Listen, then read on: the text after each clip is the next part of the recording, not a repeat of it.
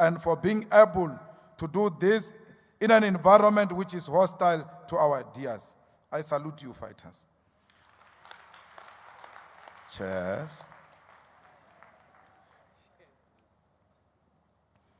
Comrades, the EFF is the only opposition political party in South Africa's parliament that has built legislative capacity, meaning that we are able to write bills which are deliberated upon in parliament, and some will be adopted as acts of parliament. Amongst the bills we have written are the Banks Amendment Bill, which was hijacked by the National Treasury, which introduced a Financial Matters Amendment Bill, which makes it possible for the state to establish and own banks. Before the EFF got to parliament, the state was not permitted by law to own banks. Now, because of the EFF, the state can own banks. In the immediate, the South African Post Office should apply for a commercial banking license for the Post Bank and the African Bank. The state should own 75% of the African Bank and provide 25% to real black business, not mediocre and chance takers. We have also introduced legislation on the nationalization of the South African Reserve Bank, because it is one of the few banks that has private and foreign shareholders in the world. For true economic sovereignty, South Africa should discontinue private shareholders from the South African Reserve Bank, and the EFF will provide a legislative framework for such to happen.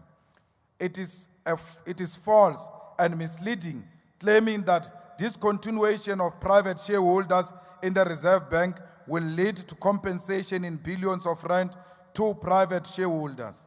This is because the dividends that are distributed by the Reserve Bank do not exceed 200,000 annually. So it is not possible for anyone to claim or demand compensation of billions of rands on an asset that were never going to earn them any billion in their lifetime. We, as the leadership of the EFF, understand the concerns of many people have over the current government's ownership, control, and mismanagement of strategic assets and entities. The reality is that the current administration is deliberately sabotaging state-owned companies so that they can sell them to their friends, since they will soon lose power and control to the EFF. State-owned companies are very important strategic drivers of economic growth and activity, and they should be properly managed to achieve such. The importance of South African Airways, for instance, is not just about domestic travel. National airlines are used as mechanism of boosting tourism into the countries that own those airlines. State-owned airlines such as Turkish Airlines, Emirates, and Qatar Airways play an important role in boosting tourism into their countries. And tourism is one of the most important contributory factors to economic growth. South African Airways must not be sold to anyone, because the bidders will be foreign companies which will not care about the strategic importance of a national airline. Those who assess the importance of SAA on superficial balance sheet are short-sighted. Eskom is in crisis. We want Eskom in its entirety, from generation, transmission, and distribution, to be owned by the state. Transnet must not be sold to anyone. Instead, participation of private sector in ports of entry should be limited and ultimately abolished.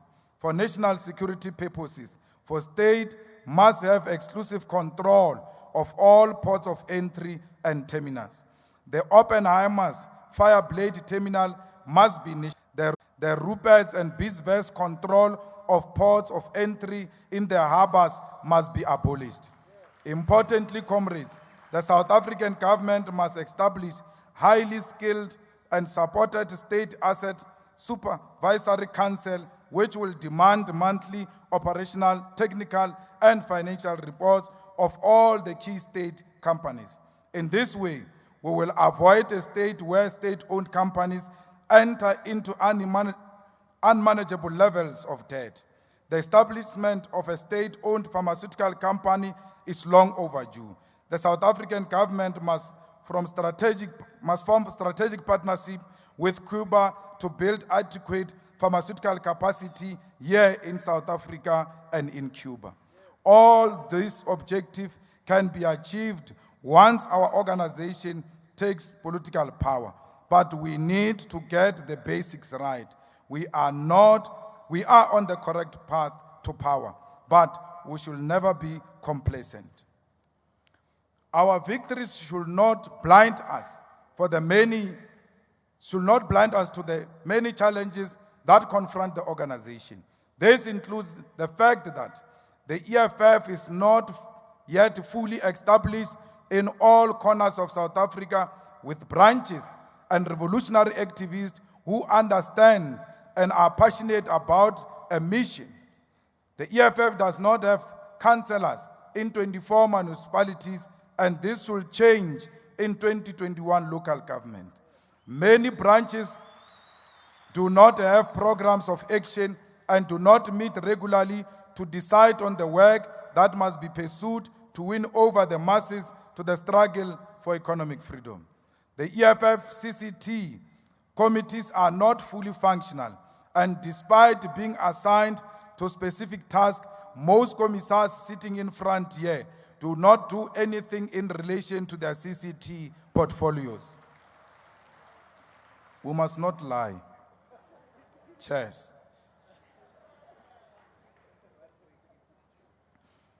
A substantial number of EFF leaders, mostly those deployed in positions of responsibility, are not loyal to the EFF, but loyal to their positions of deployment. You must note that. You must note this one. Let me repeat it. A substantial number of EFF leaders, mostly those deployed in positions of responsibility, are not loyal to the organization, but loyal to their positions of deployment. You are going to see it. You are going to see it when this conference finishes. Some of them are not going to be elected, and they are going to start insulting the organization after not being elected. The EFF has not built adequate internal capacity to win municipal ward-based elections. This is a huge challenge in light of the fact that municipal elections are partially ward-based. We need to build capacity to win wards and win municipalities. The EFF does not own the buildings it uses as offices at all levels, and the leadership that will be elected here must be mandated to own all its offices. Not all CCTs, PCTs, RCTs, and BCT members can articulate EFF vision and standpoint with clarity. It is so disappointing that you have a national leader of the EFF who can articulate EFF vision and standpoint on anything with clarity. I hope this conference will not use the CCT as a dumping area for mediocre. You must provide us with the best of the best. While established, a lot of branches do not meet consistently and do not lead community struggles. That's why when there are by-elections, you don't win wards, because most of you are not known to your communities. And when we campaign for you, they say, who is this one? Most regional structures are directionless and do not have the necessary impact expected from EFF structures. Most provincial leaders do not know the length and breadth of their provinces, and PCTs do not meet from time to time as is expected of them. Regions do not meet consistently and have no mechanism to consistently monitor the work of branches. Branches are not fully functional, not engaged in any form of program, and majority of them only meet when there is either election or assemblies are approaching. The EFF Student Command has not gained a life of its own. It remains heavily dependent on EFF mother body to carry out its daily and constitutional functions. I never said the EFF Student Command must be dissolved. I challenge them to be a biting tool for the young people of South Africa. Comrades, we carry the obligation to be honest when assessing our capacity so that we can provide remedies and strengthen the organization for the future. The EFF sets the agenda in South Africa and the entire African continent. The whole of South Africa is engaged in the discussion of the land question because of the EFF. In our struggle for socialist economic freedom, our primary focus is the land question, and this is consistent with our ideological tools of analysis. When outlining the vision of a socialist future, Karl Marx and Friedrich Engels said in the Communist Manifesto, and I quote, "These measures will of course be different in different countries. Nevertheless, in most advanced countries, the following will be pretty generally applicable." I close quote. Abolition of poverty in land and application of all rents of land to public purpose. Extension of factories and instruments of production owned by the state. The bringing into cultivation of wasteland and the improvement of the soil generally in accordance with a common plan. Combination of agriculture with manufacturing industries, gradual abolition of all the distinction between town and country by more equal distribution of populace over the country, and free education for all children in public schools, abolition of children factory labor in its present form, combination of education with industrial production. These are part of the 10 demands which were adopted by the League of the Just in 1884, and they are all still applicable today. In South Africa, the landlessness of the black majority and Africans in particular is as a result of colonialism and later on apartheid.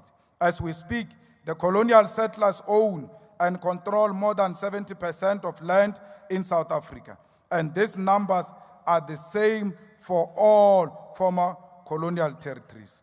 South Africa's land size is 122 million hectares or 1.2 million square kilometers. Under colonialism and apartheid, black people only own and control 16 million hectares of the 122 million hectares, making it only 13% of South Africa's land surface. Post-democratic South Africa owns 17 million hectares of land, which administered by different departments and entities. South African National Parks administers 4 million hectares, and the other hectares are administered by the state, including by institutions such as Ingonyama Trust, which administer the land that is essentially state-owned, public works, municipalities, DTI, forestry, and some productive farms. The land can be used for agricultural purposes. The land that can be used for agricultural purposes in South Africa is 37 million hectares. And according to the land audit issued in 2017, whites own 26 million hectares, or 72% of that total 37 million hectares farms. And agricultural holdings by individual landowners, followed by colored people who own just over 5 million hectares, or 15% Indians who own over 2 million hectares, or 5% Africans who own just over 1 million hectares. Africans are more than 80% of the population in South Africa, but collectively own less than 5% of agricultural land. To properly locate the EFF position on the land question, let us pay some attention to the part of the land that is owned by the state. Although being a minority owner of land, the state owns some parts of the land through national, provincial, and local government level and departments, And most of this land is land that was previously owned by Bantustan. In various instances, the state is the custodian of less than 17% of South Africa's land and has issued this to different users for different purposes. The state is the custodian of water and minerals, and it should be the custodian of the land with guaranteed security of tenure. A policy position that seeks to expropriate land piece by piece will not work in South Africa and will not solve the huge land inequalities that exist between black people and white people. In the 25 years of democracy, the ruling party has only bought 10% of the land from white colonial settlers because of their willing buyer, willing seller approach. What this means is that in 50 years of democracy, only 20% of land will be bought. And in 100 years, since 1994, only 40% of land will have been bought. We as a generation should refuse to be trapped in the gradualism of former liberation movement, which lacks capacity and political courage to take back the land. Let us dismiss the policy position of all other right-wing political parties, which include the former liberation movement in power, which says the solution is distribution of title deed. The position basically says that the government will come contribute pieces of papers in areas where black people are staying without relocating them to any other area. If you have doubts that the policy of distributing title deeds is part of the establishment policies, just look at the fact that Johan Rupert was personally distributing title deeds to informal settlement dwellers in Stellenbosch municipalities. And recently, Investec was doing the same in Soshanguve. These two are part of South Africa's white and racist capitalist establishment, and they are creating a false sense of ownership by distributing pieces of papers and not distributing land, which is our primary target. Our position on state custodianship of land does not mean that we will not guarantee security of tenure on those who use the land. Our position on state custodianship of land does not mean that we are going to take people's homes and houses and will never abolish children's rights to inherit their parents' houses. Our position on state custodianship of land does not mean that we are going to collect rentals of land users in the same way some traditional leaders are doing. Our position on land question represents superior logic, and any other form of land redistribution will not even scratch the surface on land inequalities in South Africa.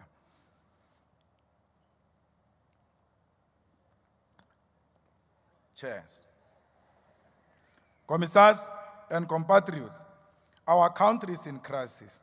It is a man-made crisis. The economy of South Africa is not growing, and this means that the revenue the state collects to provide basic services will decline. The country's debt to the GDP ratio is approaching 70% of the GDP, and government is spending more than 200 billion paying for the debt services.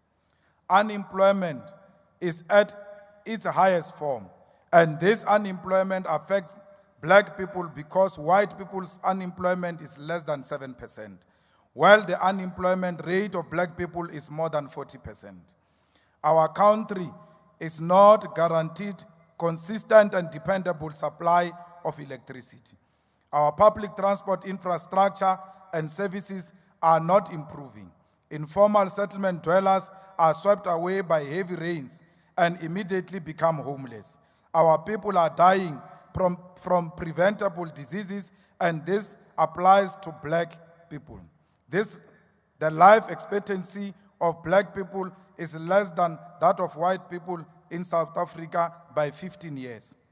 All these socio-economic problems are happening while the white capitalist establishment is celebrating the election of their puppet as a president. White supremacists are comfortable and happy under the current administration because their puppet is now in office and is marginalizing African leadership in all strategic sectors of the economy and government.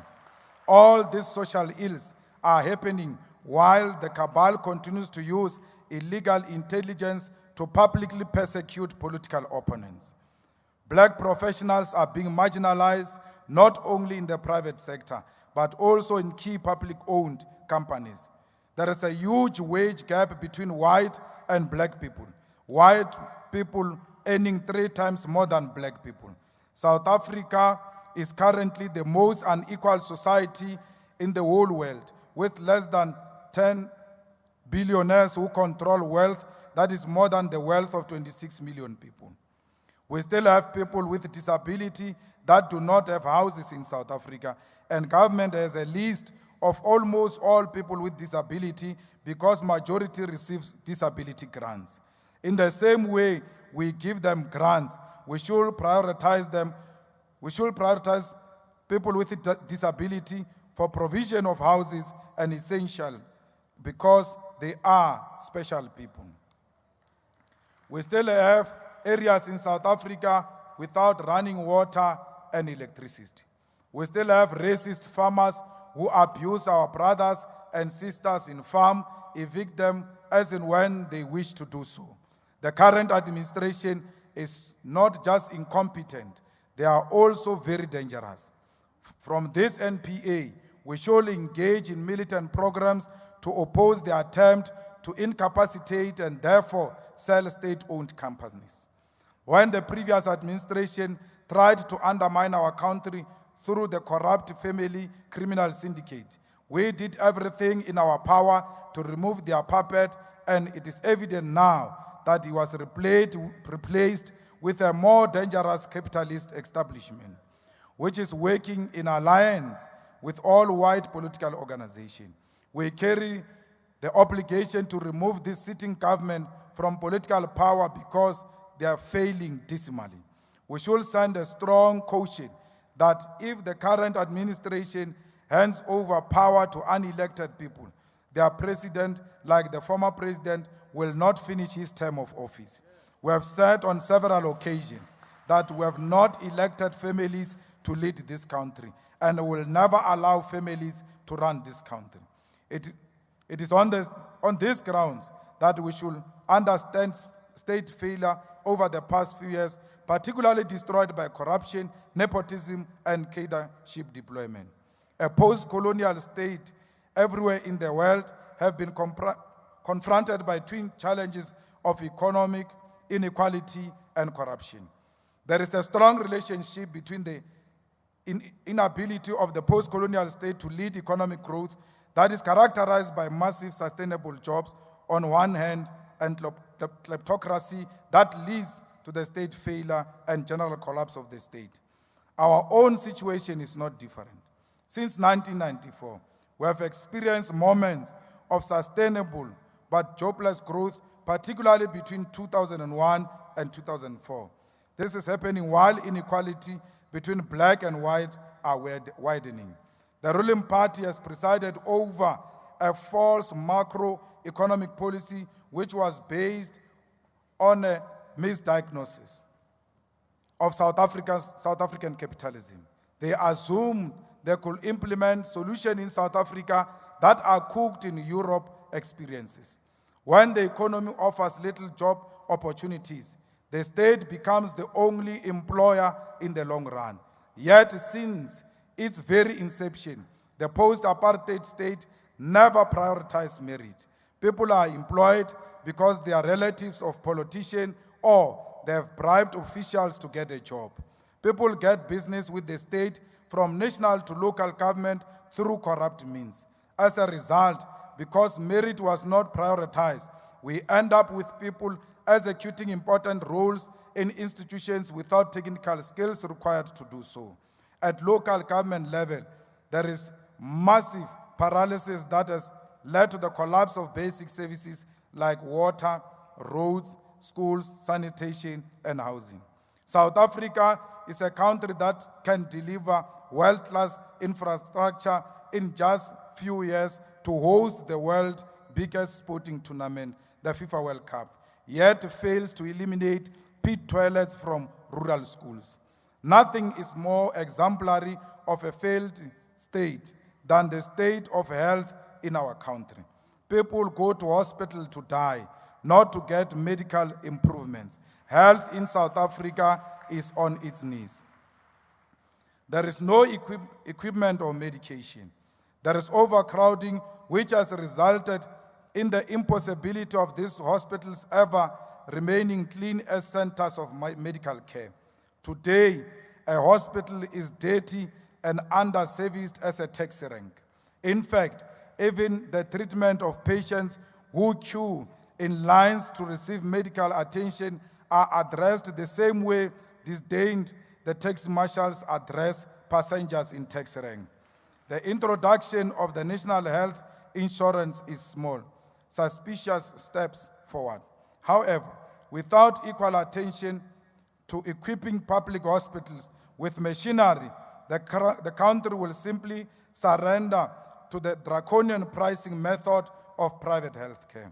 The implementation of NHI has to be parallel with an aggressive regulation of pricing in the insurance industry and hospitals in general. In addition, we must ensure that a state-owned pharmaceutical company is fully developed and supported to avoid buying medical drugs from private sector. The Assembly will notice that when it comes to pharmaceuticals, patent laws are going to be a big problem in the manufacturing and generation of many drugs and medicine. A truly new global patent order has to be inaugurated in the medical and pharmaceutical sector. Surely, it is time the world accept that we should not be making money out of saving people's lives, particularly on diseases probably created by the same pharmaceutical companies seeking profit. Fellow fighters, our very last cardinal pillar speaks of open, accountable, corrupt-free government and society without any fear of victimization by the state agencies. In this country, there is only accountability for opponents of the incumbent. There is very, very little rule of law. If by the rule of law we mean classic and principled idea that we must all be equal before the law, then in South Africa some are more equal than others. Most importantly, in the recent past, our judiciary has not exercised the same strictness and coldness we saw when they were dealing with the constitutional delinquent in the form of the former president. Our judiciary is, however, not completely lost, and thanks to the people like Chief Justice Mogoeng, who are still loyal to the land and not to the incumbent. Chairs.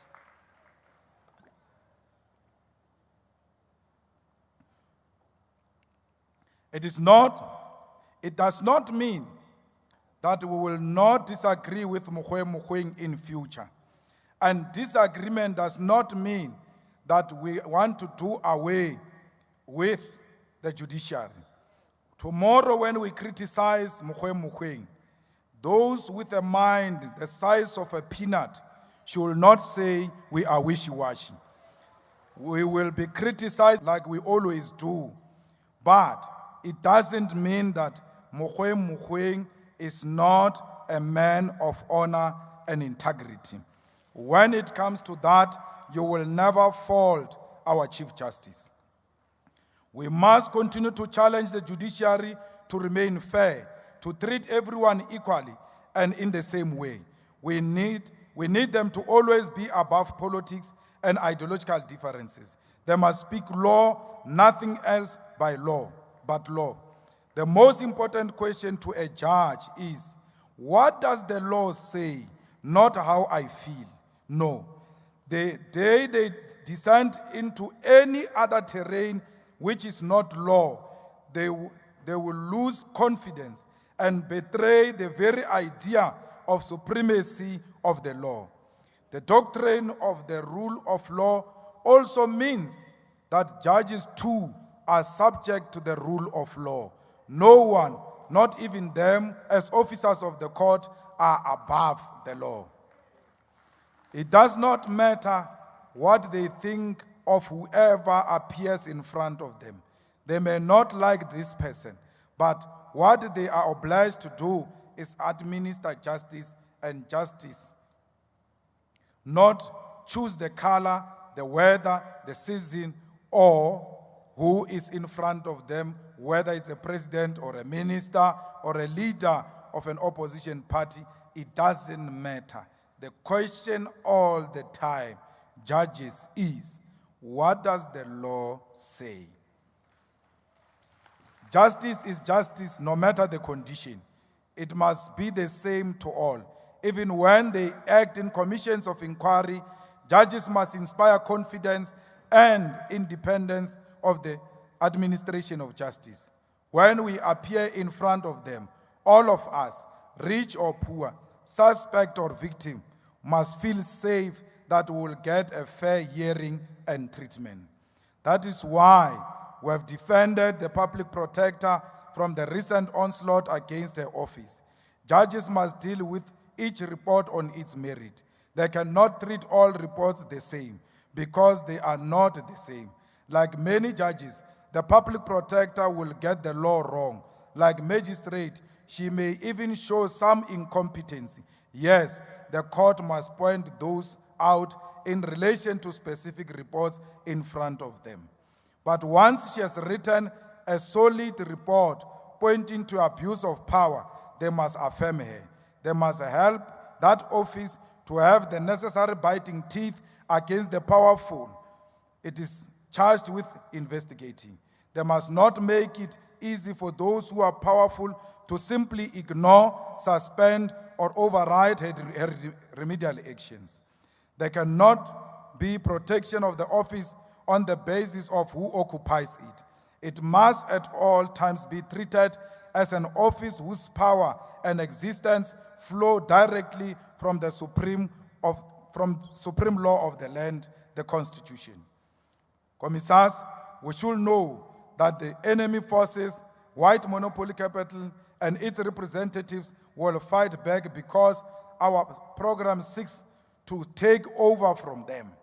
The enemy forces will use the media and state institutions to persecute and prosecute the leadership of the EFF because they realize and know that our program will bring about quality, and they do not want equality.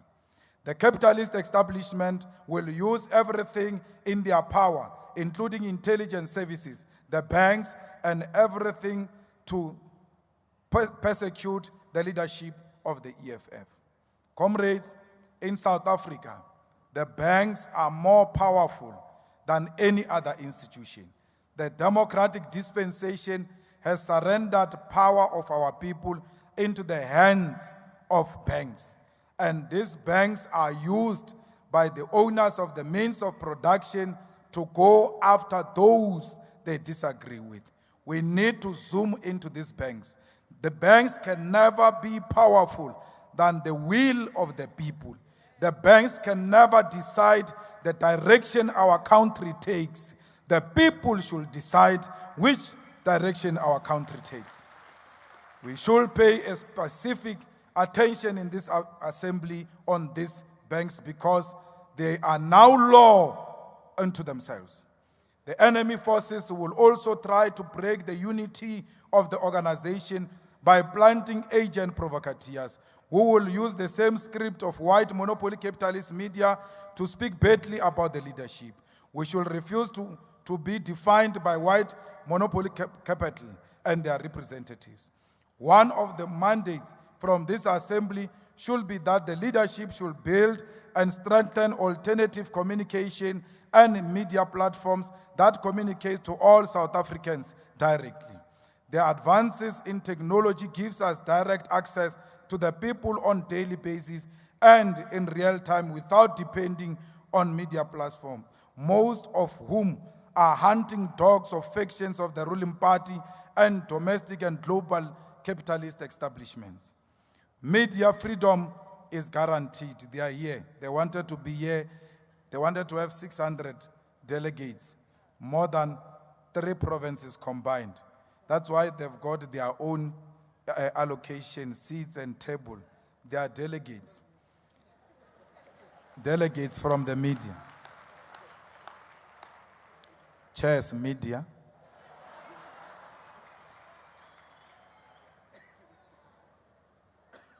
Media freedom is guaranteed for genuine media, but those whose proclaimed agenda is to destroy the EFF must be isolated. Our constitutional right of association is also a right not to associate with representatives of enemy forces. Fellow fighters, no other institution in South African democratic society has been more manipulative, embedded, abused, and abusive as the media, or to be more precise, South African media. As the second MPA, we must indeed reaffirm our commitment to defend the independence of the media and its necessity in a democracy, particularly in the work of holding those who are powerful accountable. We need well-qualified journalists. We need seasoned journalists who will not seek to impress their white masters. Let me give you an example. Yesterday in a press conference, a stupid journalist asked a stupid question. He says to the TG, "How much did you spend here? And how much did the liquidated VBS," this is not in my report, "how much did the liquidated VBS pay?" Just listen to a foolish question. Liquidated and payments. How can a liquidated company pay? Domkop. Why bonor ne kopisa skolong ye? Liquidated company and making payments. How? Come on, man. Go and revise your books of journalism. Journalism 101. Please. Don't be scared of books. You must read. Don't ask clever questions, quality questions. We want you to ask questions, not mediocre. That every time you raise your hand, we know now comes a stupid question. We must further reiterate that we believe in the self-regulation of the media. There must be strengthening of institutions like the Press Ombudsman and the South African Broadcasting Complaint Commission. Inasmuch as media must be independent from the state, business, and religious powers, it must, like the rest of us, be held accountable. This is because the media holds social power, the power that can build reputation and destroy them, the power that mask or unmask unjust wars like those in Iraq, Afghanistan, or Libya. They have the power to inform or misinform society, at times to the detriment of people's health, livelihoods, and safety. The accountability mechanisms in this country are terribly weak and enjoy no public confidence. In fact, journalists have to worry about the credibility of their work, particularly in light of press values like fair and balanced coverage. Above all, about sensationalism, the art of blowing things out of proportion simply to sell papers or multiply audience. Sensationalism is now the order of the day, starting storms in a teacup against those the media simply declares as enemies of society. No other political party in post-apartheid South Africa has been declared from editorial pages as an enemy than the EFF. South African journalism has to isolate itself and really enter a great introspection about how they think, feel, and report about the EFF. The evidence of their disdain of us is everywhere, and each day it is mounting. We are the first to defend the right of the media to write critically about us, as critically as we challenge the ruling party in Parliament. but we only ask that they speak the truth and isolate Stratcom agents amongst them. South African media, stop being in denial. You are infiltrated by an organized, well-orchestrated covert intelligence organization which has captured many of your editorial rooms using covertly attained information. Ask how people get to know about the private accommodation of others, get access to their rooms soon after they depart, so as to dig in their dustbin. Ask the rights of those people, are the rights of those people not important to the media? What kind of media project or ethos is being galvanized by ignoring the fact that information could have been attained through intrusive equipment that violates people's rights to human dignity and privacy? Ask what drives a senior, well-seasoned journalist to release the addresses, pictures of residents of those they politically disagree with, despite the fact that these are people belonging to families with children who have rights and have independent social standing. Can a journalist that is litigating against a politician still ethically and confidently say they can cover such a politician with fairness without any conflict of interest? Why are journalists who openly say they belong to political parties still allowed to cover opposition parties? What about conflict of interest? It is a fact today that state security and crime intelligence has many in the editorial rooms on their payroll. People have been long warned about this. Is it not time that you relook into your own systems and ask crucial questions? What can we do to avoid being infiltrated and used by the powerful in the games that they play with other powerful or weak forces? Today, we don't know what you achieve by attacking us. We simply call on you to self-introspect. Fellow fighters, we must challenge the public broadcaster to reimagine itself as a broadcaster of the African continent. If SABC was truly rooted in the continent in terms of stories, music, news, sports, and many other programs, will not have these levels of Afrophobia. The SABC has to actively reintegrate South Africa culturally into the African continent.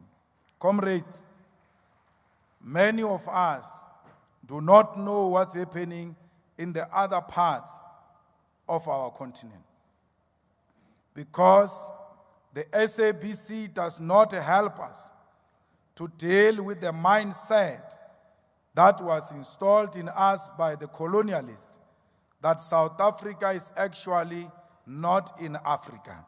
It is a different country from Africa. There is something called Africa there. There is South Africa there.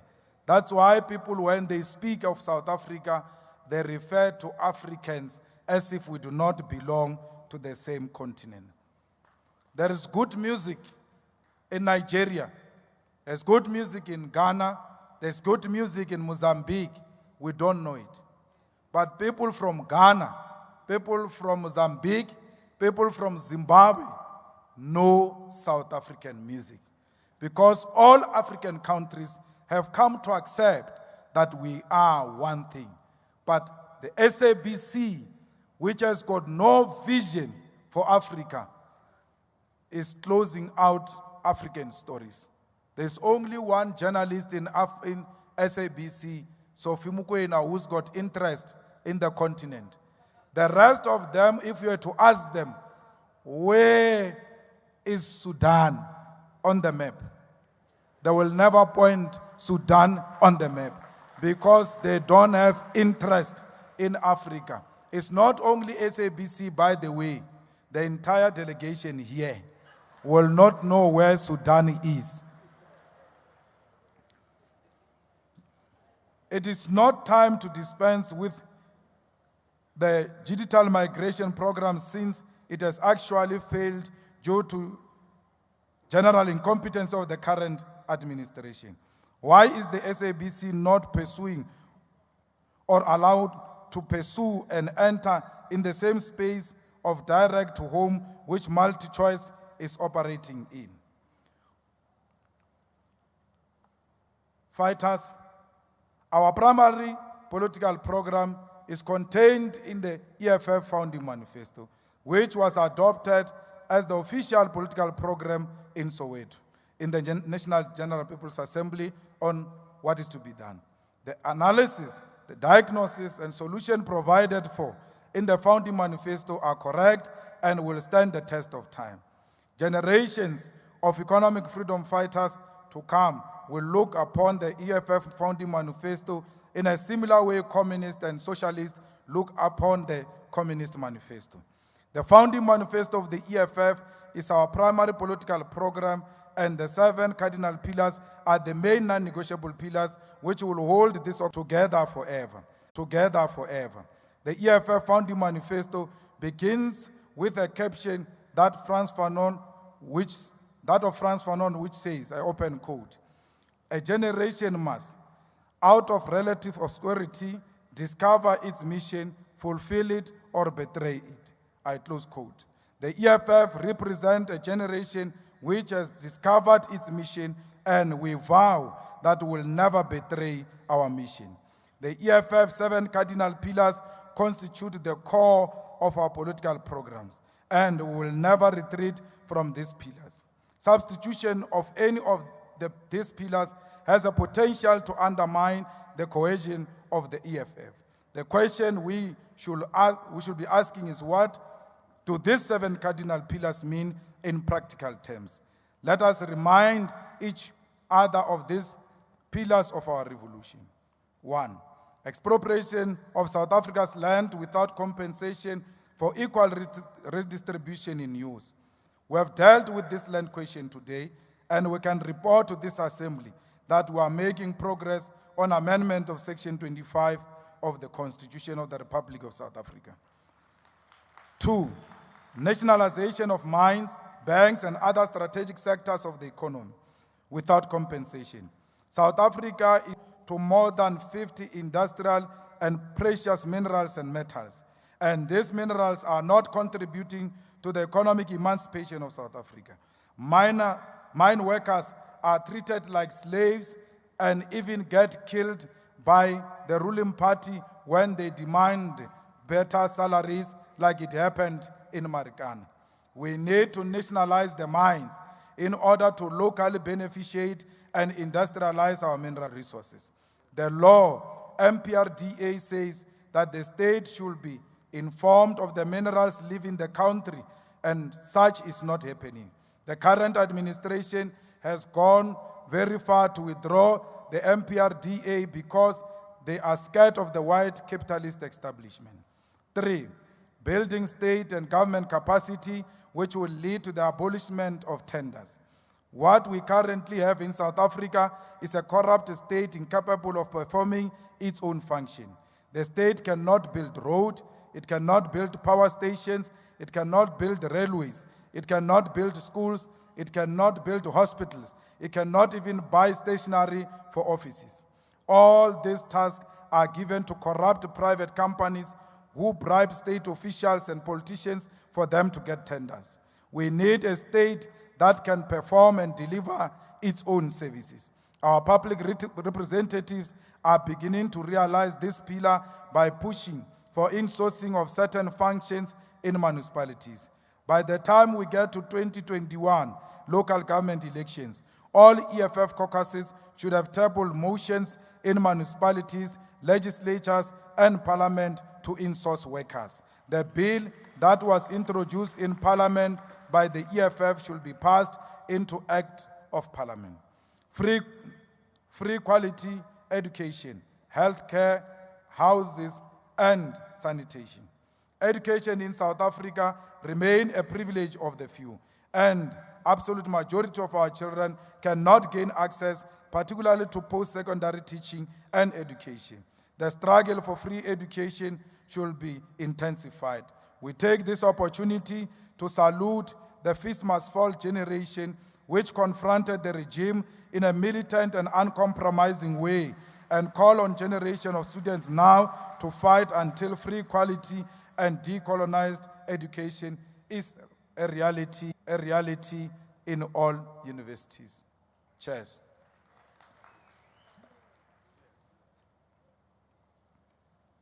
Five, massive protected industrial development to create millions of sustainable jobs, including introduction of minimum wage in order to close the wage gap, the rich and the poor, close the apartheid wage gap, and promote rapid career path for Africans in the workplace.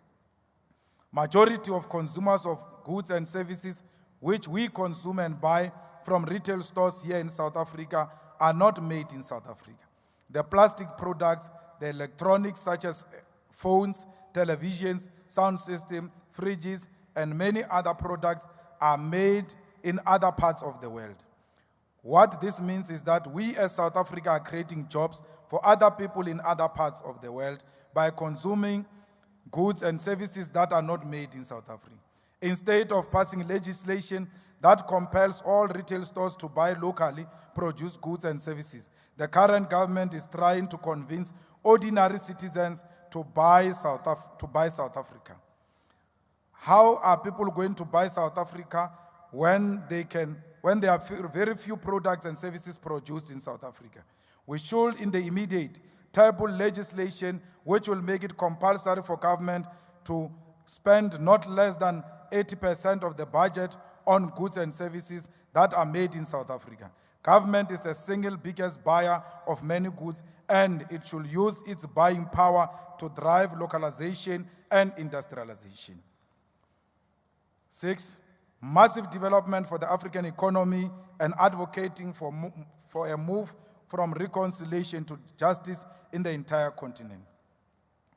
The economic development of South Africa is interdependent on the development of the entire African economy, where African trade amongst each other and make sure that we all have real economic activities. The development of South Africa should be linked to the development of Zimbabwe, Swaziland, Lesotho, Botswana, DRC, Malawi, Nigeria, and all the countries in the African continent. An illusion that we will become prosperous by closing borders is just an illusion. We carry the obligation to develop the entire African continent. The last pillar, open, accountable, corrupt-free government and society without fear of victimization by the state agencies. We have seen over the recent past that the current government is committed to the protection of corruption by state officials and politicians. Corruption in government starts with the head of the state, who steals public money and uses all institutions, including Parliament, to protect himself from accountability. We, as the EFF, should continue to expose the massive theft of South Africa's resources and must fight against the politicized persecution and prosecution of political opponents. It is only the EFF that can change the conditions by being true to itself and doing everything in its power to achieve the 7 cardinal pillars. While at this, we should clarify that the EFF policies and programs do not say we should nationalize everything and everywhere. Our deliberate and targeted program is on nationalization of strategic sectors of the economy, and our discussion document on state capacity clarifies this question of what the strategic sectors of the economy are. Must not go around listening to teachers that socialism means when you own a car, you must park it and leave the key there, and someone else comes and takes the car and drop it somewhere, and someone else comes, and that you will never own an underwear because when you wash it and put it on the fence, someone is going to take it and wear it. That is vulgarization, or that is vulgarizing socialism. So read the founding manifesto of the EFF and the Communist Manifesto. All of those issues are being clarified. ESCOM should remain under the ownership and control of the state and should not be unbundled. Instead of unbundling, ESCOM should develop internal capacity to produce electricity from renewable resources. ESCOM should be capacitated to build adequate and safe nuclear capacity to safeguard electricity supply, and all coal power stations should be improved to limit and unlimitedly eliminate carbon emission, because we associate with green concerns raised around the devastating nature of coal to the environment. Electricity in our age of existence is not luxury, but a basic human right. There must never be a household or public institutions without electricity in South Africa.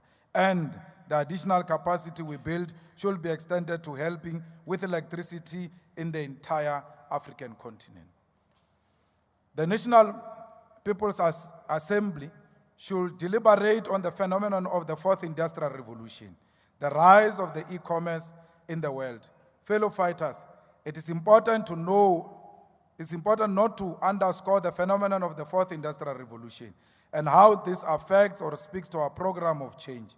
We must do this because most important obligation flowing from our founding manifesto is to lead massive industrial development to the creation of jobs. We will have to design and speak to an industrial strategy that has in mind the global move towards machinery and technology made possible by the 3D printing, artificial intelligence, nanotechnology, and the Internet of Things. We ought to pay attention to this development for the skills impact they will have, which in turn will affect curriculum in schools and universities. The existence of intelligence robots in mining, farming, manufacturing, and infrastructural development have to be looked into.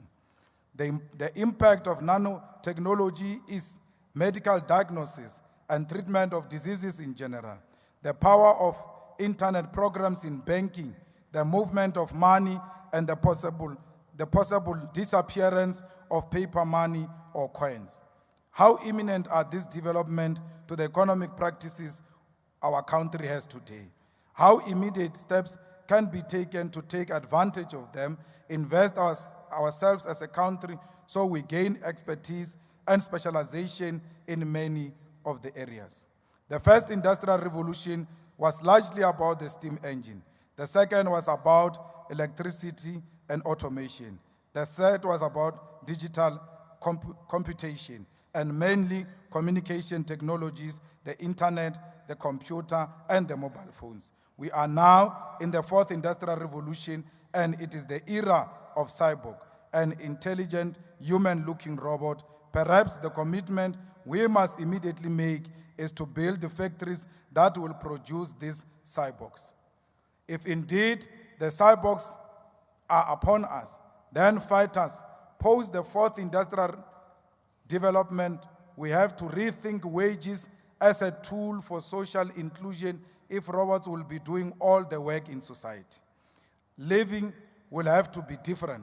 An economy will have to be re-intellectualized. But for now, our task is clear. Embrace the technological development and take advantage of them for the total economic emancipation of our people. Artificial intelligence, robotics will fundamentally change the nature of the world. We, as the developing nations, will be the most affected because our hope was on building labor-absorptive industrial capacity. But industries of the future are not going to be labor-absorptive, meaning that industrialization might not create enough jobs to address our unemployment crisis. The other immediate challenge that comes with the new forms of industry and trade is the fact that brick and mortar into virtual stores will threaten the revenue the state collects to deliver basic services. We should build adequate capacity to maximally collect taxes from online trading platforms such as Amazon, Alibaba, and Uber. Other than maximal revenue collection, we should build internal technological capacity to have initiatives to Uber, Alibaba, and Amazon. Without superior technological alternatives, we will not survive the age we are entering into. We will need to adjust our education system to feed into the so-called fourth industrial revolution. There must never be a learner who's not computer literate. Fellow fighters, chairs.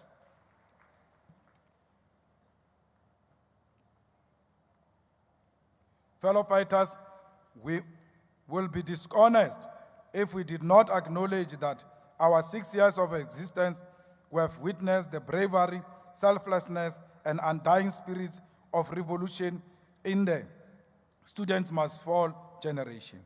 It was these students who, for the first time in post-1994 South Africa, showed courage and national resistance around the genuine call for free education in our country. They resembled the generation of Nkgopotse Tiro, of Steve Biko, and their ideological superiority and willingness to face any consequence in the fight for the dignity of the black child in South Africa. Their call was grounded on principle. The principle that it cannot be that the key to prosperity in society is education, yet this key is exclusively to those who have money. Their call was grounded on the fact that these institutions of higher learning were not contributing to the general well-being of society and were producing students who will be slaves of the capitalist establishment. The fees must fall generation demanded that the institutions of higher learning must represent and reflect who they are, that the lecturers must look like the students, and that the curriculum should represent their aspiration as a society. It is a generation that demanded better infrastructure on campuses, better housing and sanitation. It is a generation that saw beyond its own needs, a generation that championed the struggle for security guards, gardeners, kitchen staff, cleaners, and all workers to be insourced. It is a generation that did what many trade unions failed to do for decades. The fees must fall generation ensured that workers are insourced so that workers become stakeholders in institutions of higher learning. This is a generation that pushed the boundaries of representatives of government until its call was heard. Over the past few years, we have witnessed the scraping of debts of students and the registration of students regardless of their financial background. As a result of the sacrifice of this generation, we have witnessed the removal of statues such as that of racist imperialist Cecil John Rhodes as a result of a generation that understood its generational mission and identified its enemy. We have witnessed curriculum being reviewed so that they speak directly to development needs of Africans in Africa. We have seen young black intellectuals rising up in the ranks of higher learning. For this progress, we salute this generation. We salute those who have risked their lives and qualifications in pursuit of a greater cause. We salute those who have paid the ultimate price in pursuit of this struggle, the likes of Mlungisi Madonsela. We salute those who continue to be jailed in pursuit of this genuine struggle, the likes of Kayat Kakeshe and Boginkosi Kanyile. We salute those who were expelled from institutions of higher learning for fighting against institutions, for fighting against rape culture in institutions of higher learning. The brave young women of Rhodes University, we salute you for standing up against rapists and the management that protected rapists. We say to this young generation that your sacrifice have not been in vain. You have inspired revolutionaries across the world that with conviction, anything is possible.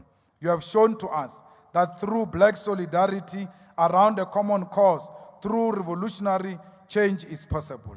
This is a generation that will forever be remembered and celebrated in South Africa. There is no other constituency in our country that has been neglected than the youth, the black youth in particular. Fighters, the war on Nyaupe is being lost on our streets. Drugs lords have taken over. Our schooling system still experiences high dropout rates, as high as 40%. That is the number of young people we cannot account for. The entire schooling system and university system can't account for where it is this 40% that dropped out of school. The greatest child neglect scandal our country can never be proud of. This is a big scandal of a country where you don't know where your children are. 40% of them left school. And when we are asked, where are these children? No one can give you a clear answer. We must make sure, comrades, that we continue to fight for these young people to be included in the economy.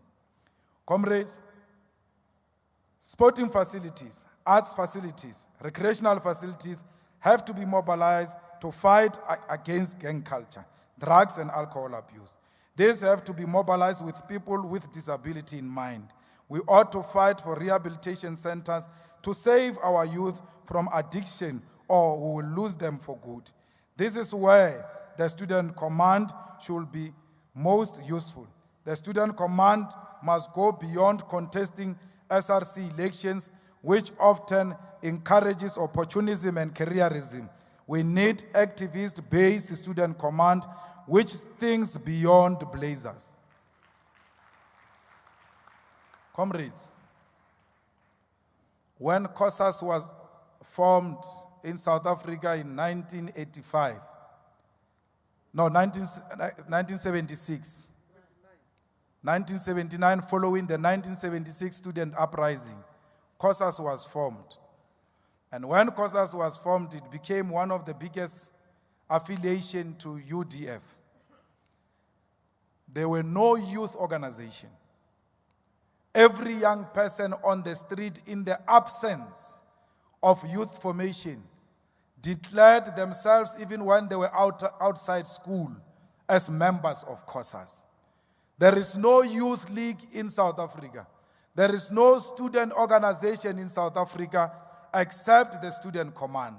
The student command must be radical, must attract even the non-schooling youth to join the student command, because they will see it as the only home for young people in South Africa. When we say this, the small minds say, no, he wants to dissolve the student command. We formed the student command. Without a vibrant student command that is rooted in the daily struggles, activities, and aspirations of students, we will fail to find relevance within the most important constituency, the youth. The struggle for quality, decolonized education starts with education system that is tight enough to stop the dropout rate. Young people must go to the properly equipped schools with quality sporting and art facilities and with competent educators. Then we must champion the decolonization of the curriculum. We need a curriculum that prioritizes the African experiences in science, in mathematics, in music, social, and medical sciences. A South African educated child must be able to know where Sudan is on the map, what music originates from Mali, where is Kilimanjaro, and what language is spoken in Tanzania. Such a child must see themselves as part of Africa, embrace Africa, and desire its success. So when our children are asked, particularly those who have a privilege of taking them to former Model C schools or private schools, when they are asked to take an extra subject in the form of a language, we should not encourage our children to take extra lessons in Chinese language, in French language. We must encourage them to take extra lessons in African languages, particularly Swahili, which is spoken in many parts of our continent. Stop this nonsensical thing of self-hate. When we come to our houses, you brag that my child can even speak French. Show them, Papa. Show them. Don't want those things. Don't want those things. We must say my child can speak Swahili beyond speaking Xhosa, Zulu, Pedi. They can speak other African languages. That will make us to know that we are part of Africa. Fighters, in preparation of this speech, I've searched everywhere to try and see how the revolutions have managed to deal with this issue I'm about to deal with. And I've realized that no other issue in the revolution, no other issue the revolution has struggled with than the issue of gender-based violence. Because many women, even in countries that are socialist-led, they are still abused. The abuse of women and the girl child is a painful thing. Many think there is a surge in the incidences of women abuse, femicide, rape, and sexual offenses. We must not confuse a surge in the reporting of these crimes with the actual surge in the crimes. The reality is that what is on the rise is not gender-based violence, it is the reporting. Gender-based violence has always been there in high numbers, normalized in everyday cultural treatment men give to women. Once we think there is more killing and raping of women and the girl child now, today, than in the past, then we are missing the point. The abuse of women and the girl child is ingrained in the cultural and traditional DNA of South Africans. It has been with us for centuries. We are a country that treats women with disdain. A woman in South Africa is ultimately just a tool to be used by men for sexual satisfaction. A domestic slave who must just look after children, often under completely exploitative conditions. We can indeed fix the criminal justice system to ensure that it punishes the perpetrators of these horrific crimes. But until we undo the phenomena in our everyday life, we will not succeed. It is important, comrades, to note that the women of our country are abused, and many of them, including girl children, are told not to report those crimes because they are family affairs. It needs elders to come and resolve the beating. There is no better place to resolve sexual abuse or violent crimes than police station. Never listen to any elderly advice that says do not report an abusive man because it's in family affairs. Because by doing that, you'll be allowing this criminal to continue abusing many other women. It is with this background that a woman's command was engraved in our Constitution. It is because there must be a special and dedicated focus on these matters. The formation of the Women's Command is not only long overdue, but is extremely urgent. Those who say a women's command will be a kitchen undermine the intelligence of women. Those who say the issue can be dealt with in the mother body where men are already dominating are missing the political tactical advantage of a separate exclusive force. Note this, separate exclusive force. So in the army, there is what they call task force. It doesn't mean the army is useless. It must achieve a particular specific obligation. So we must have a separate exclusive force in the EFF called the Women's Command. When workers are abused, you agree that they can form a trade union. When students are abused in schools by teachers and university administration, you agree that they can form a student union. When black people are racially exploited and colonized, you agree that they can unite and form a liberation movement.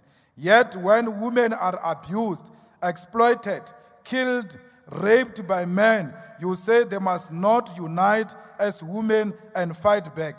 You want them to work against rape with the same men that rape them, work against femicide with men who kill them, work against women abuse with men who abuse them.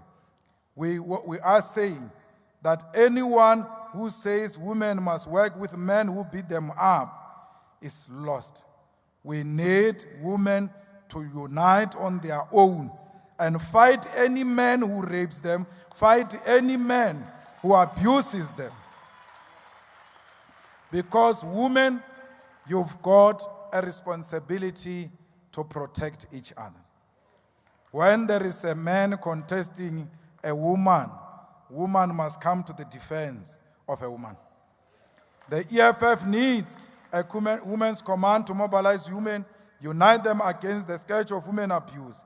All women, meaning all those bodies that men target for rape, sexual violation, humiliation, and murder. Women must unite and speak truth to power until society accepts them as equal partners, until society is free, is safe from them, respect them, and allow itself to be led by women. Comrades, there is a war against women in South Africa, and we should leave this NPA with a clear program on how we fight gender-based violence. The struggle against gender-based violence starts with you as an individual and with all of us as families, friends, and as organizations. We must isolate and banish all people that are involved in gender-based violence. The EFF should fight for equal gender representation in all spheres of strategic leadership in society, in the boards of companies, in the senior management, in companies, including Dr. Koza, in the PSL. The EFF should be at the forefront of gender struggles and fight against all forms of discrimination. Many revolutionaries in history have posed the question as to whether contesting state power remains relevant as a mode of revolutionary struggle. Experiences of radical social movement, which have abandoned their character upon assuming state power, have led to many on the left doubting the state as a means to forge revolution and social change within society. This is a fair analysis, and is one that must be made in order to improve how we wage our struggle for socialism and elevate the consciousness of our people. There, however, has not been a more ideal tactic and strategy than that of assuming state power as prescribed by Lenin. Those on the left who seem to assume there is an alternative way of shaping modern society, one that exists without structures, authority, and hierarchy, are misguided. Whether such individuals believe in effectiveness of civil society movement or subscribe to anxious and unguided doctrine of anarchy, they are ill-informed and do not understand the role of politically organizing as a means to effect social change. Our diagnosis of the role of the state is one that must consistently be in line with material reality of our time. As things stand, we as the EFF, guided by Lenin, still view state as a tool to leverage the consciousness of our people and effect change within South African society and the world. To make a diagnosis of participation in the state politics that is based only on subjective analysis and not objective reality is tantamount to madness.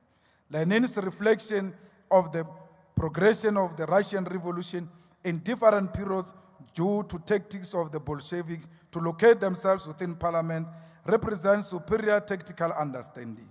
These are the tactics of exposing the contradictions of parliament, pushing it to its legislative limits while organizing Soviets for the very overthrow of reactionary parliaments that were initially deemed the paragon of democratic practices.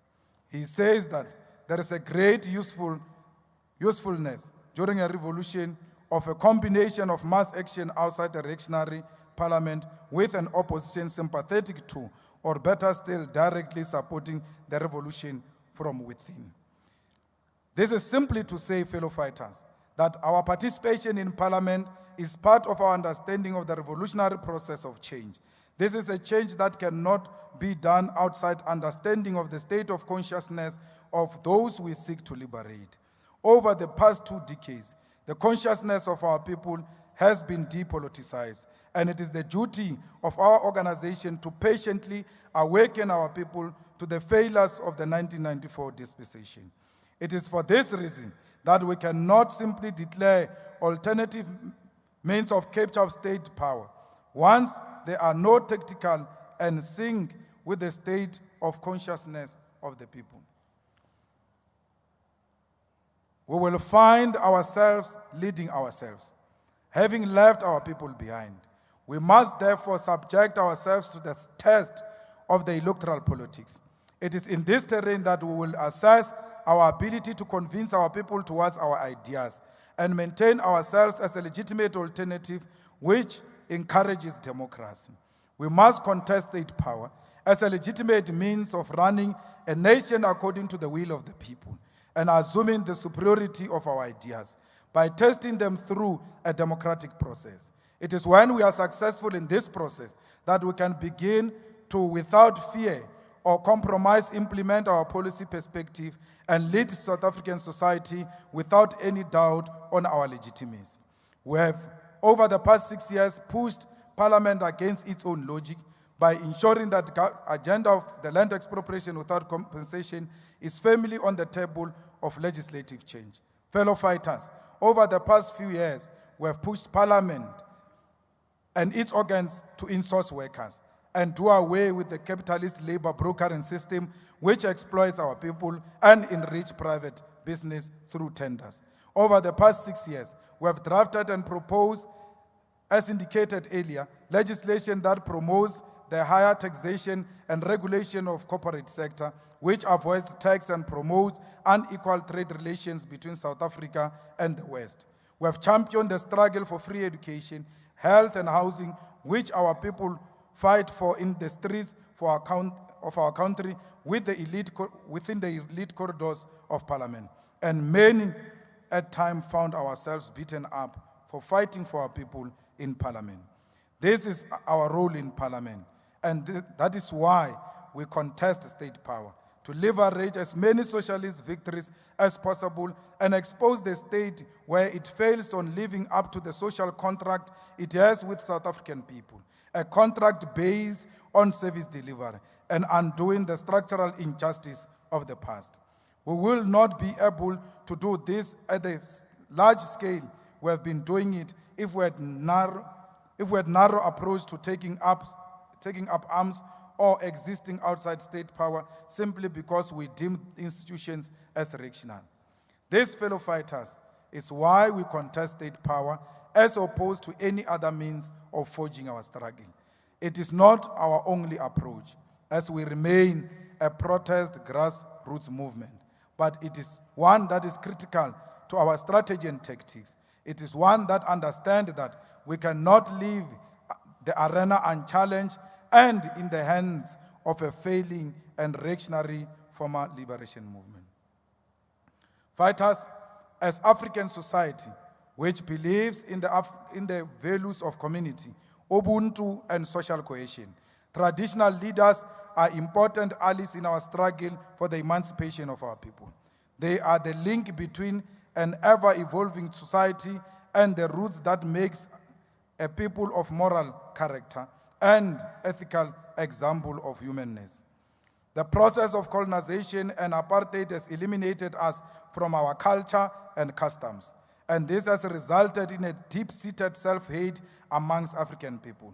We no longer have pride in our customs, as they were made to look evil and primitive, while the white norms and customs are presented to us as upright and pure. Traditional leaders must therefore understand the strategic role they are playing as guardians of our rural community and conveyors of our custom and cultural norms. Traditional leaders must locate themselves within our broader struggle for decolonization and the emancipation of Africa from imperialist practices. It is traditional leaders that must entrench the values of socialism, communal living, the sharing of the wealth of our country equally, and promote the dignity of our people and the elderly in society. Traditional leaders must be allies of the progressive left and not be beholden by money received from the state and any such benefit. A traditional leader is a leader of society, not a leader that exists to enrich themselves or their families. Traditional leaders must promote rural development and ensure that communities that exist outside the metropolitan areas receive quality services delivery and do not live life that is cut off from the development of society. As an organization, we continue to have progressive and respectful relationship with traditional leaders of our society, as we understand them to be leaders in their own right of their constituency and of native practices of Africa. It is from them that we should learn how to govern respectfully, consultative, and communal manner for the greater benefit of our people. Fellow fighters, as a socialist movement, we exist within a long tradition and culture of leftist organization across the world. It is for this reason that we must model ourselves against those who in history have been able to achieve what we aspire to achieve. The late Commandant Fidel Castro has in Cuba achieved what many modern society have thought was impossible. This is to create sustainable and functional socialist state that is able to withstand all pressures and victimization from repressive global capitalist forces.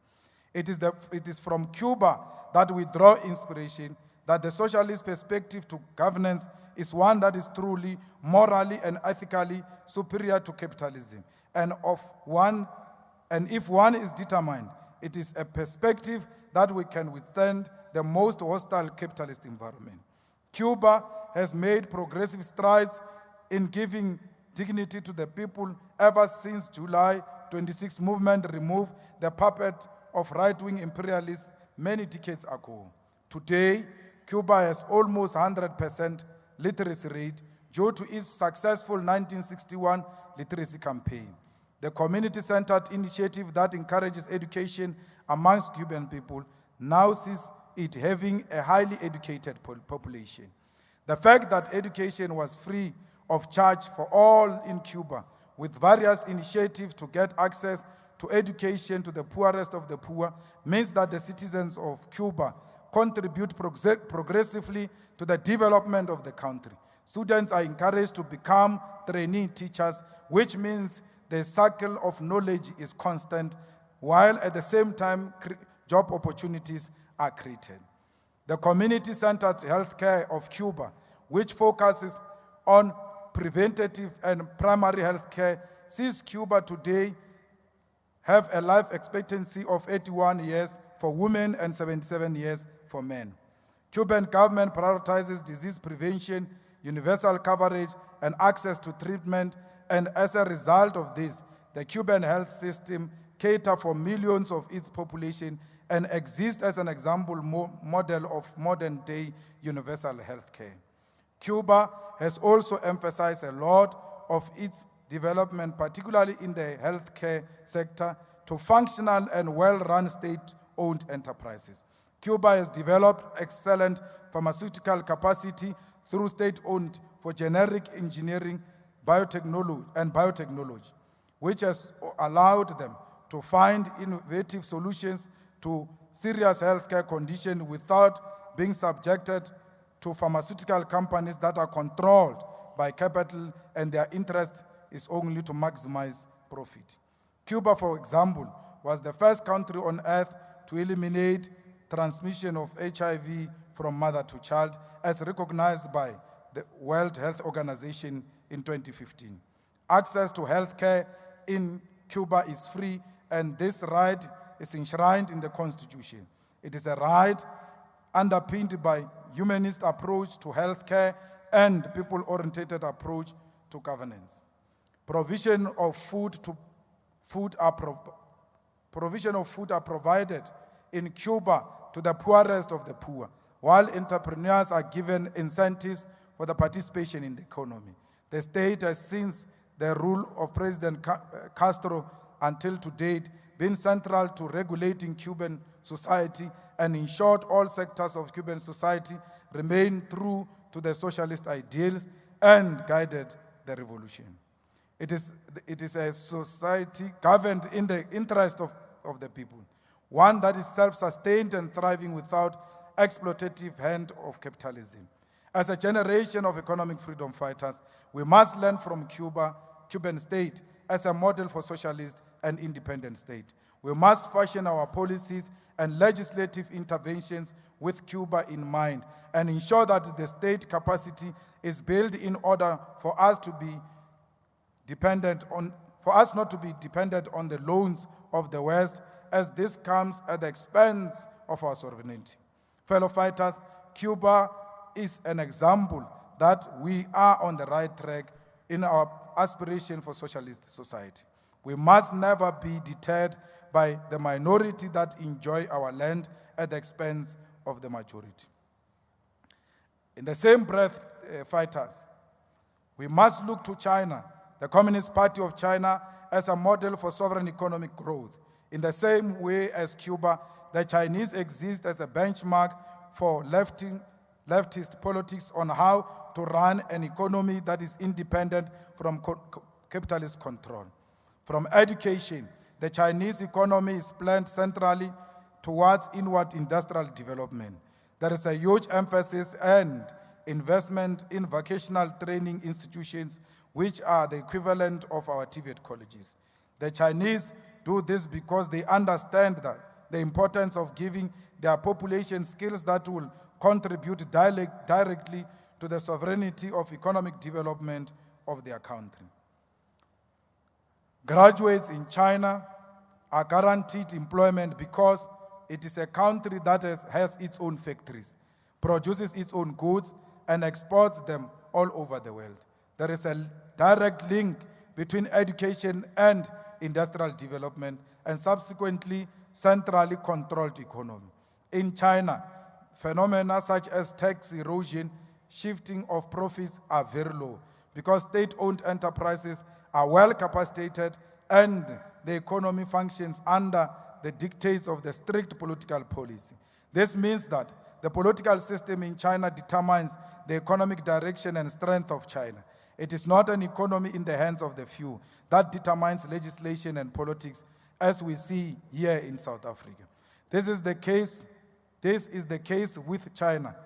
State-owned enterprises to whom China directs high-priority projects in order for them to be profitable. The possibility, therefore, of capturing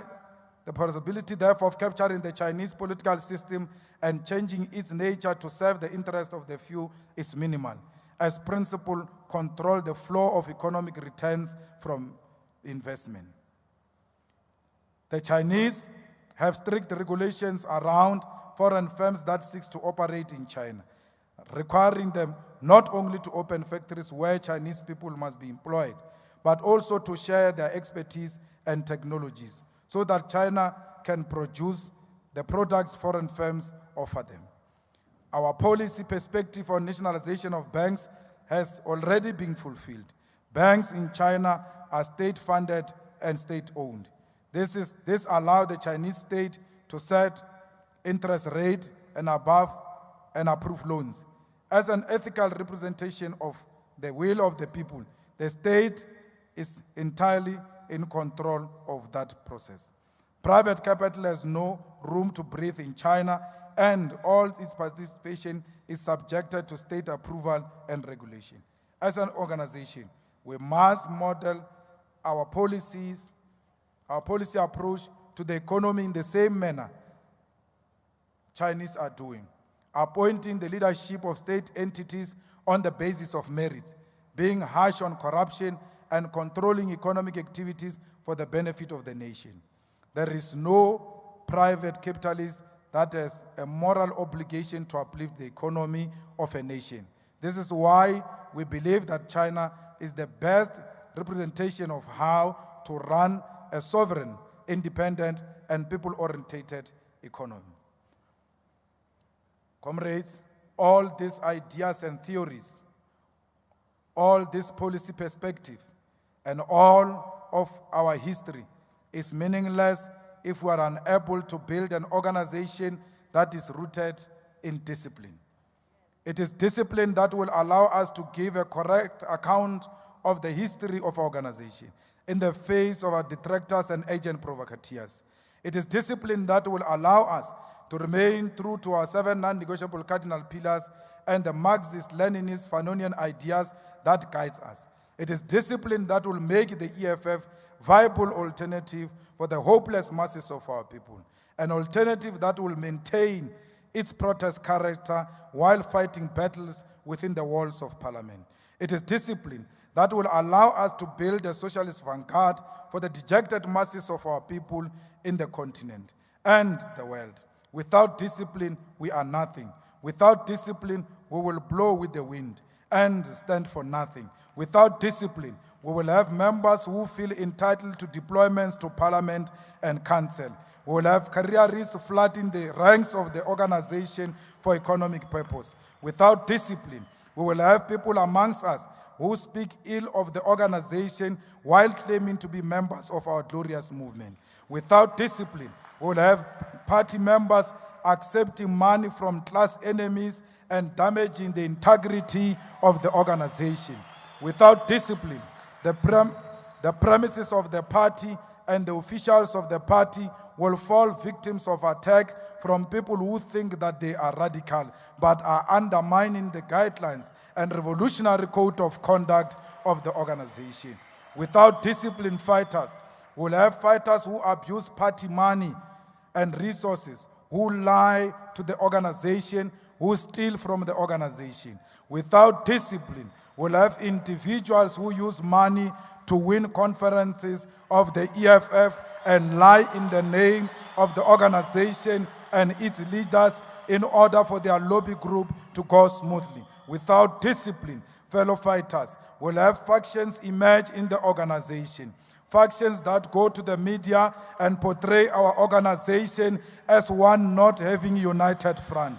Without discipline, fellow fighters, we'll have a self-seeking individuals who go into legislature, councils, and refuse to meet with communities that elected them and refuse to purchase the material that will allow them to visit even the most rural and difficult areas. Without discipline, comrades, we'll have no direction, no stability, and this once promising organization will become a story in the history of South African politics. Cheers.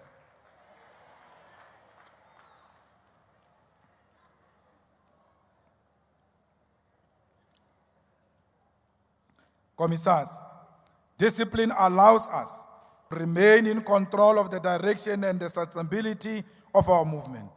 If we are